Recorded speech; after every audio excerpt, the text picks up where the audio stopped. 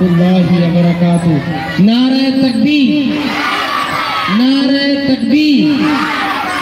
देखो ये तो ना उर्दू की जाने, वो हिंदी जाने, আল্লাহ সকল মুনাজ্জাম মক্তবের সংস্পর্শে এসে কত সুন্দরভাবে হয়তো একটু আটকে গিয়েছে, এই জায়গায় যদি দাঁড়ান বুঝতে পারবেন। আচ্ছা আচ্ছা বললে আল্লাহ তার পা কাঁপতে শুরু করে। ছোট্ট বাচ্চা কত সুন্দরভাবে কোরআন সম্পর্কে আলোকপাত করে গেল। আল্লাহ কবুল করুন।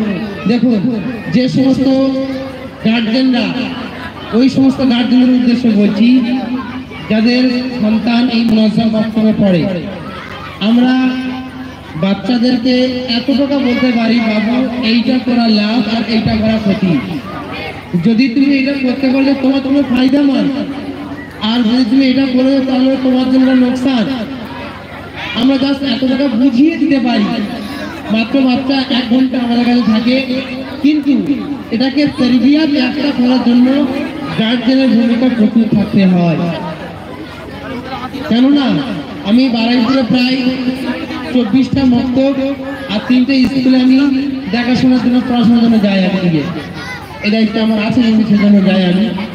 তো আমি দেখেছি ওই সমস্ত স্টুডেন্টরা সব থেকে বেশি প্রোগ্রেস করেছে, সব থেকে বেশি ভালো হয়েছে যাদের গার্জেন সচেতন হয়েছে।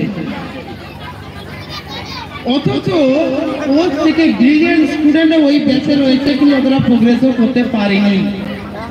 সেজন্য বলবো যে গার্জেনদেরকে সচেতন হতে হবে।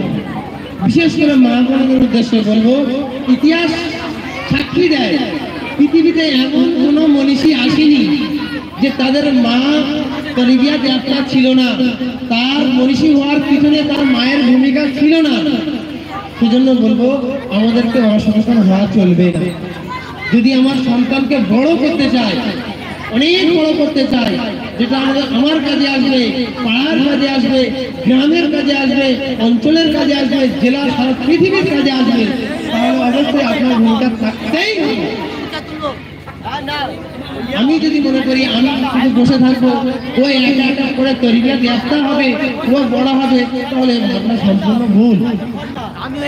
অবশ্যই অবশ্যই আপনাদেরকে সচেতন হতেই হবে, অন্যথায় কিন্তু এটা হওয়া সম্ভব নয়। কেননা বাচ্চাদের আমরা মাত্র 1 ঘন্টা, বাকি 23টা ঘন্টা আপনাদের কাছে থাকে। সেটা না করে ও যখন মক্তবে আসছে, হুজুর ওকে নাচ গান দিয়ে শুরু করাচ্ছে, ও দিনী মজলিস দেখছে, ও তো ওখানে ভালো হয়ে থাকবেই, কিন্তু ওই পরিবেশটা আপনার বাড়ি থেকেও আনতে হবে। আমরা বাড়িদেরকে, বাবুদেরকে বলি, বাবু তুমি নামাজ পড়ো, বাবু তুমি সত্য কথা বলো, বাবু তুমি কাউকে গালি দেবে না, কাউকে অসম্মান করবে না, ছোটদেরকে স্নেহ করবে। আমরা এত টাকা বলে পাঠিয়ে দিলাম, কিন্তু ও যখন বাড়িতে যাচ্ছে, গিয়ে দেখছে এরকম গালাগালি পরিবেশ। সকলের ক্ষেত্রে বলছি না, কিছু কিছু ক্ষেত্রে বলছি। সেখানে দেখছে যে বড়রা ছোটদের স্নেহ করছে না, ছোটরা বড়দের সম্মান করছে না, তো ওই 1 ঘন্টাটা নেবে নাকি ওই 23 ঘন্টা নিচ্ছে ওটা নেবে?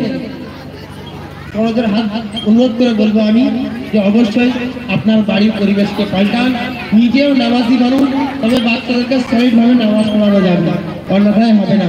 আপনি নামাজ পড়ুন, পাশে নামাজের পাটি বিছিয়ে দিন, আপনি আপনার কন্যাকে বলুন, মা আমার সাথে নামাজটা পড়ে নাও। অনুরূপভাবে আপনি নামাজ পড়ুন, ওর হাতে টুপিটা দিয়ে দিন, বাবু তুমি মসজিদে নামাজটা পড়ে এসো। এইভাবে আমরা আদাতে আনতে পারবো, ইনশাআল্লাহ দেখা যাবে যে ওরা একসময় নামাজি বেনে গিয়েছে। মানুষ হচ্ছে অভ্যাসের দাগ, মানুষ অভ্যাসের দাগ, যেটা আদাত বেনে যায় ওটা কখনো যেতে চায় না। আপনার নিয়ে লক্ষ্য করে দেখবেন, যারা ছোটবেলা থেকে রোজা রাখা অভ্যস্ত আছি, এখন আমরা যারা বড় হয়েছি, যতই কষ্ট হোক না কেন আমরা কিন্তু রোজা থাকতে পারবো না, কারণ ছোটবেলা থেকে অভ্যস্ত। আর যারা ছোটবেলায় রোজা রাখা অভ্যস্ত নয়, এখন মনে হচ্ছে রোজা রাখছি, কিন্তু তাদের খুব খুব কষ্ট হয়, কেননা তাদের ছোটবেলায় অভ্যাস নেই। সেজন্য করে আমরা বাচ্চাদের দিনই মুনাজ্জাম মক্তব ছোট থেকে ছোটবেলা ওদের নামাজের শিক্ষা দিই, নামাজের কথা বলি, নামাজের পরে ঠিক মারার কথা বলি। কেননা আমরা জানি ওরা জানে না, ওদের অন্তরে নেই যে নামাজ পড়লে কতটা ফাজাইল পাওয়া যায়, নামাজ পড়লে কত